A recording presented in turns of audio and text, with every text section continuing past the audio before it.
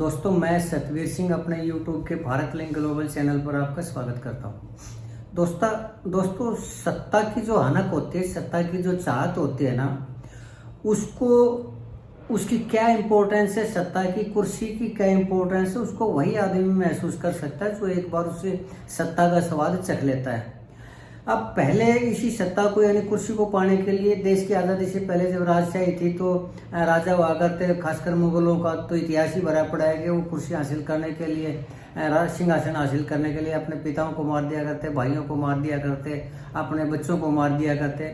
लेकिन जब देश आज़ाद हुआ तो लोकतंत्र की व्यवस्था आई और उसमें संविधान का राज हुआ, तो उसमें भी उसके बाद भी जो एक बार सत्ता की कुर्सी को हासिल कर लेता, उस पर रहने के लिए इतनी तिकड़मबाजी करता, इतना वो करता कि चाहे उसको कुछ भी करना पड़े लेकिन वो उस कुर्सी को हासिल करके रहता, जब तक कि उसको जनता बिल्कुल ना नकार लेती।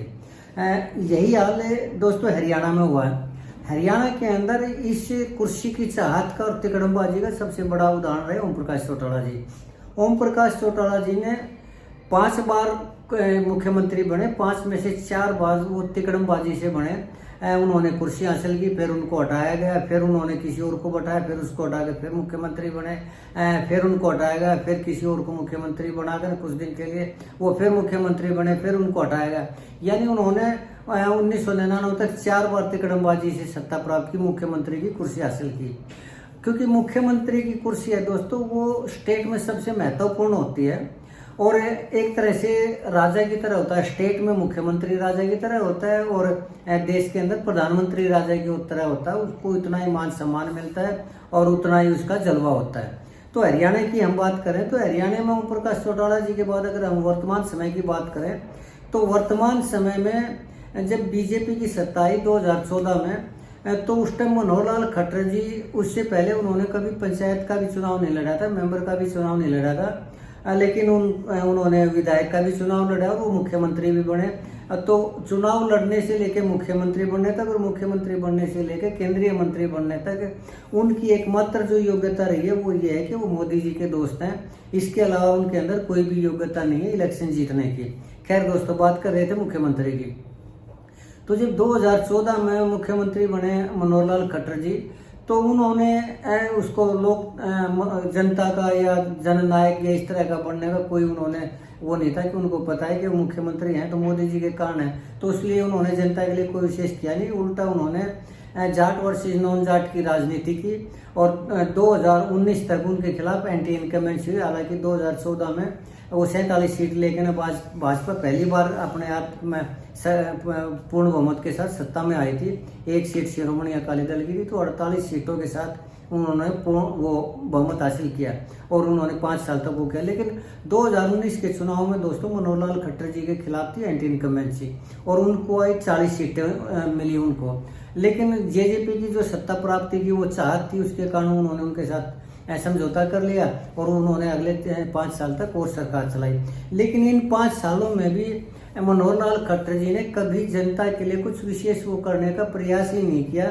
जो रेगुलर एक मुख्यमंत्री करते हैं नॉर्मल सब, वो हालांकि वो करते रहे, क्योंकि उनको पता था कि इलेक्शन उनके बेस पे तो उन्होंने जीतना नहीं, मोदी जी के बेस पे जीतना, तो कभी जनता की उन्होंने परवाह भी नहीं की। तो इसका अंजाम ये हुआ दोस्तों कि उनको इतनी ज़्यादा एंटी इनकम्बेंसी हुई मनोहर लाल खट्टर जी के नाम से कि 2024 के चुनाव में जब ये देखा सेंट्रल गवर्नमेंट ने यानी पार्टी हाईकमान ने कि अगर मनोहर लाल खट्टर जी को मुख्यमंत्री पद का दावेदार बनाया तो सत्ता में 10 सीटें भी मिलनी मुश्किल है, तो उन्होंने उनको की बजाय किसी और को मुख्यमंत्री बनाने की कोशिश की।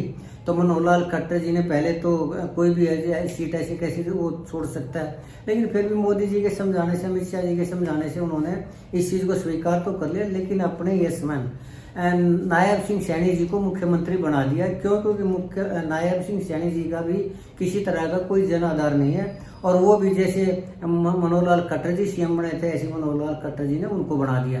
तो उससे क्या हुआ कि मुख्यमंत्री का जो मुखौटा था वो तो नायब सिंह सैनी जी का रहा, लेकिन उसके पीछे जो फैसले लेने की ताकत थी या सरकार को चलाने की या राजकाज चलाने की जो ताकत थी वो ताकत रखी मनोहर लाल खट्टर जी ने अपने पास। और हर फैसले में चाहे वो किसी ब्यूरोक्रेट्स की अपॉइंटमेंट हो, ट्रांसफर हो या कोई नीतिगत फैसला हो या कुछ भी हो, वो सारी की सारी चीज़ें मनोहर लाल खट्टर जी के हाथ में रही।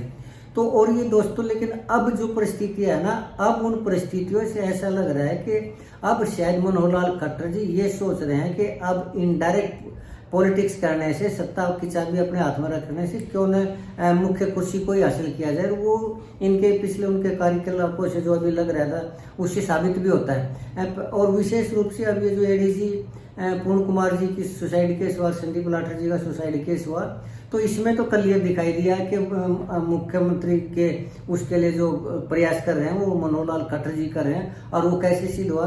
पहली बात तो जो पूर्ण कुमार जी की सुसाइड था उसमें जब वो एक प्रतिनिधिमंडल उनसे मिलने गया तो वो संदीप वाल्मीकि या कौन थे वो गए थे, तो उन्होंने जब उनको कहा तो उनके सामने नायब सिंह सैनी जी ने स्पष्ट कर दिया कि हरियाणा के मामले में मेरे पास तो इतनी भी ताकत नहीं है कि मैं किसी चपरासी का वो कर दूं, ट्रांसफर भी कर दूं।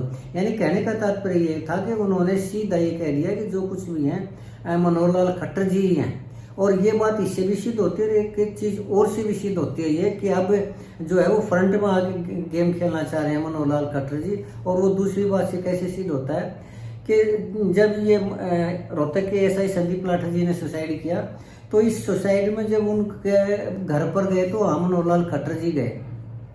यहाँ ये ध्यान देने की बात है कि संदीप लाठर जी जाट कम्युनिटी से बिलोंग करते हैं और जाट कम्युनिटी में खट्टर जी का जाना थोड़ा सा हैरानी प्रकट करता है, लेकिन वहां गए तो इसका तात्पर्य ये था कि उनके माइंड में कुछ न कुछ है और जाट कम्युनिटी को साधने की वो है उनके उसमें कि जाट कम्युनिटी के अंदर जो नाराजगी है उसको दूर किया जाए। और दूसरा फिर एक इसके पीछे मुख्यमंत्री बनने की चाहत का एक मेरे को एक और भी आइडिया लग रहा है कि अब जो सेंटर में है ना, वो पीछे 2-3 दिन पहले भी मीडिया में चर्चा हुई थी, खबरें आई थी कि अमित शाह जी के और नरेंद्र मोदी जी के समर्थक है वो आपस में भिड़े हैं, उनका सिर्फ फुटबॉल का वो हुआ। तो कहने का तात्पर्य यह है कि सेंट्रल लेवल पे भी कुछ ठीक नहीं चल रहा है, कहीं ना कहीं कुछ ना कुछ तो गड़बड़ है और इस चीज़ का एहसास है खट्टर साहब को। और उनको ये लग रहा है कि अगर अगली बार 2029 के चुनाव में किसी भी वजह से अगर मोदी जी प्रधानमंत्री पद के उम्मीदवार नहीं होंगे तो फिर उनका तो इतनी भी कैपेसिटी नहीं है कि हरियाणा में मुख्यमंत्री छोड़िए वो विधायक भी बन जाए। और विधायक भी छोड़िए, अगर मोदी जी ही सत्ता में नहीं रहेंगे तो मुझे तो नहीं लगता कि वो 5000 वोट भी हासिल कर लेंगे। तो शायद ये उनको एहसास हो चुका है, तो इसलिए वो एक बार फिर से बाजी खेलना चाह रहे हैं और अगले जो 4 साल बच रहे हैं उनमें वो फ्रंट सीट पर बैठना चाह रहे हैं। उसकी वजह जैसे मैंने बताया कि वो वहाँ गए, संदीप लाठर जी के वहाँ गए, उन्होंने जो वायदे करने थे, हालांकि उससे पहले गए थे नायब सिंह सैनी जी, लेकिन नायब सिंह सैनी जी ने वहाँ कोई भी विशेष वायदे नहीं किया, सिर्फ उन्होंने इतना ही कह पाए कि मैं जांच करवाऊंगा, इसके बारे में न्याय मिलेगा, बस इतना ही कह पाए। लेकिन जब खट्टर साहब गए तो वहाँ पर उन्होंने वायदे किए कि बच्चों की एजुकेशन का भी होगा, उनको सरकारी नौकरी भी दी जाएगी और सब कुछ होगा। और उसके बाद जब अंतिम संस्कार संदीप लाठर जी को हुआ तो वहाँ भी गए थे और वहाँ उन्होंने एक तो जैसे इस जो मुद्दा चल रहा है कि उन्होंने कहा कि ये जाति का मुद्दा नहीं है और ये कि कुछ और मामला है, इसकी जरूरत भ्रष्टाचार है और मैं इसकी जांच करवाऊंगा। यानी वो केंद्र के अंदर मंत्री हैं लेकिन जांच वो करवाएंगे, जबकि मुख्यमंत्री नायब सिंह सैनी जी।